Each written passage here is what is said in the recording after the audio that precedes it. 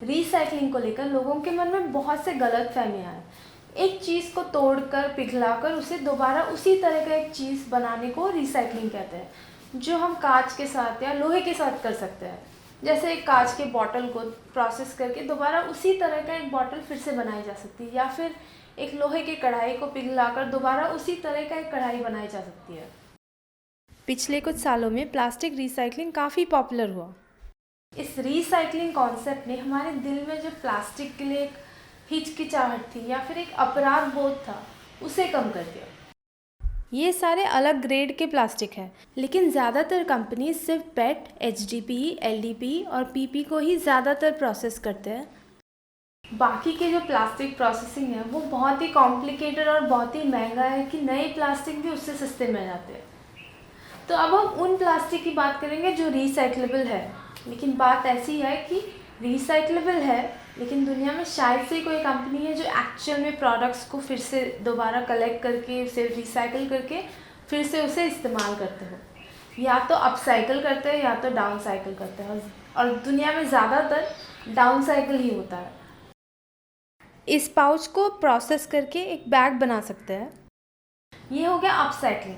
तो इस पाउच को प्रोसेस करके दोबारा अगर पाउच बनाते हैं तो हो गया रिसाइक्लिंग। और अगर इस पाउच को प्रोसेस करके इससे भी ख़राब ग्रेड ऑफ प्लास्टिक में कन्वर्ट करते हैं तो हो गया डाउन साइक्लिंग। तो जैसे मैंने पहले कहा कि दुनिया में ज़्यादातर कंपनीज डाउन साइक्लिंग ही करती है। इसे समझने के लिए हम बिस्लेरी और कोक की बात करेंगे, क्योंकि ये दो ऐसे कंपनीज हैं जिन्होंने अपने रिसाइक्लिंग को लेकर काफ़ी पब्लिसिटी की है। तो इन्हीं के वेबसाइट में जाके चेक करेंगे, क्योंकि उनके वेबसाइट में काफ़ी इन्फॉर्मेशन दी गई है रिसाइक्लिंग को लेकर, वो कैसे किस तरह से रिसाइक्लिंग करते हैं उसके बारे में। बिस्लेरी के वेबसाइट में उन्होंने लिखा है कि प्लास्टिक बुरा नहीं है, लेकिन उसको डिस्पोज करने का तरीका बुरा है। अब नीचे वो कहते हैं कि कलेक्ट की गई प्लास्टिक को क्रश करके रिसाइकलर्स को बेच दिया जाता है, जो उसे पिघलाकर आखिर में प्रोसेस करके दानों के रूप में तैयार करते हैं। इन दानों से कपड़े, हैंडबैग्स, विंडो ब्लाइंड्स और कई सारे चीज़ें बनाए जाते हैं। ग्रीन पीस के हिसाब से हर साल कोका कोला के लिए 100 बिलियन प्लास्टिक के बॉटल्स बनते हैं। इकोसाइकिल नामक कोका कोला की ही एक कंपनी है जो उनके सभी बॉटल्स को कलेक्ट करके प्रोसेस करते हैं, जूते, कुर्सी और बेडशीट्स बनाने के लिए।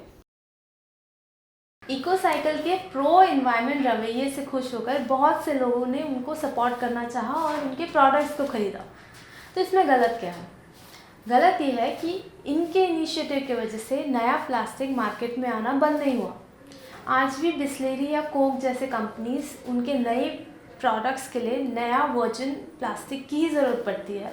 उनके डाउन साइकिल प्लास्टिक से काम नहीं चलेगा। दूसरी बात, इनके डाउन साइक्लिंग की वजह से ये प्लास्टिक डंपिंग ग्राउंड तक नहीं पहुंचेगा, ये बात भी गलत है।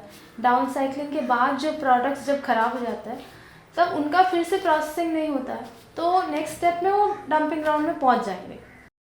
कोका कोला के सस्टेनेबिलिटी हेड ने कहा कि वो प्लास्टिक बॉटल्स को बंद नहीं कर रहे हैं, क्योंकि उनके बहुत सारे ग्राहक आज भी ऐसे हैं जो प्लास्टिक बॉटल्स को पसंद करते हैं और वो उनके ग्राहकों को निराश नहीं करना चाहते हैं। सस्टेनेबिलिटी की ओर थोड़ा सा कदम रखते हुए उन्होंने कहा कि 2025 तक उनके सारे बॉटल्स रिसाइक्लेबल प्लास्टिक से ही बनाए जाएंगे और 2030 तक उनके 50% रिसाइकल मटेरियल्स को नए बॉटल्स बनाने में इस्तेमाल करेंगे। लेकिन ये भी एक शॉर्ट टर्म सोल्यूशन है, क्योंकि प्लास्टिक को हर बार हम रिसाइकल नहीं कर पाएंगे। एक आध बार रिसाइकलिंग के बाद प्लास्टिक डंपिंग ग्राउंड पहुंच ही जाएगा। तीसरी बात, रिसाइकलिंग के इस गलत फहमी को फैलाने के पहले जो इन कंपनीज के ऊपर एक दबाव था, प्लास्टिक के ऑल्टरनेटिव्स को ढूंढने का दबाव, वो दबाव हट गया इस रिसाइकलिंग के गलत फहमी की वजह से। तो आप जितना हो सके लूज में चीज़ें खरीदिए, प्लास्टिक को अवॉइड करने का कोशिश कीजिए, और समय हो तो लूज में इंग्रेडिएंट्स खरीद के घर में चीज़ों को बनाइए।